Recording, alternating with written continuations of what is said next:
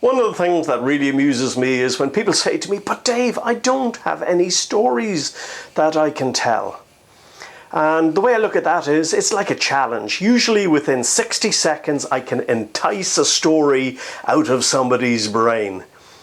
And so I want you to picture me, and I'm with this 30-odd-year-old lawyer, and he wants my help. He wants a little bit of coaching to help him get ready to give a presentation, a speech at the company Christmas party. He wants to do the opening presentation that's going to energize everybody in the room and get them in celebration mode. So I say to him, "Okay, you just tell me a little bit about what goes on in the office. What's some of the stories that you can share with me that we can work on?" And again, his usual comment was, "Dave, nothing comes to mind. I don't have any stories. You know, being a lawyer, it's all work and no play. There's really nothing comes to mind."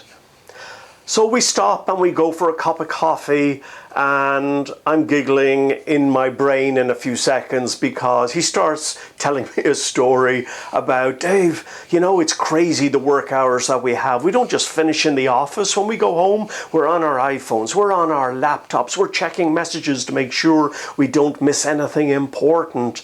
And he was saying, "Dave, you know, I've only been married 2 years. It gets me into trouble." And he's saying, "You know, an example would be last year, my wife called time out on me, and she basically says, 'You know, we haven't been married very long and you're just totally distracted. You're totally immersed in your work. You just don't seem to have any time for me at all.'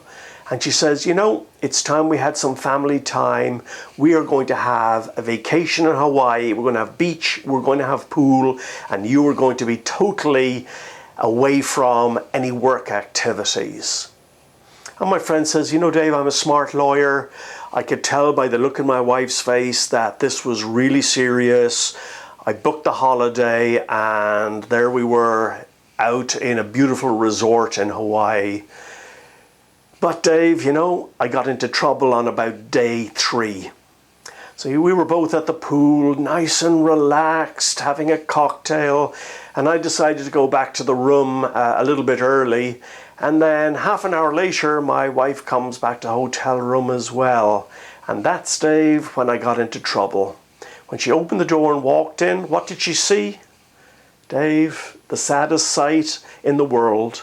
A lawyer sitting, hiding, sort of, in the walk-in closet with my iPhone out, sending emails backwards and forwards. Oh, I got into so much trouble, Dave. You have never seen a scowl as big as the scowl on my wife's face, and she had the wagging finger out, and I knew I was busted big time."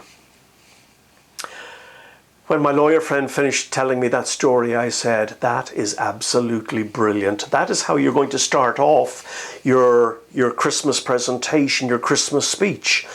You're going to say to them, what I want to do here is I don't want to thank the employees of the company. What I want to do is I want to thank the spouses who put up with us. You know, we live in a very, very busy world, and when we come home after a long day at work, we're not finished. We're still peeking at our devices to make sure we hit those important messages." And to give you an example of the crazy, crazy world we live in, let me share with you what happened when my wife and I were out in Hawaii. And that's where my lawyer friend would then share the story, and we worked on a little bit to try and drive up the humor on it. But as it was developing, there was no doubt in my mind that the story would get a belly laugh because everybody in the room would be able to relate to it.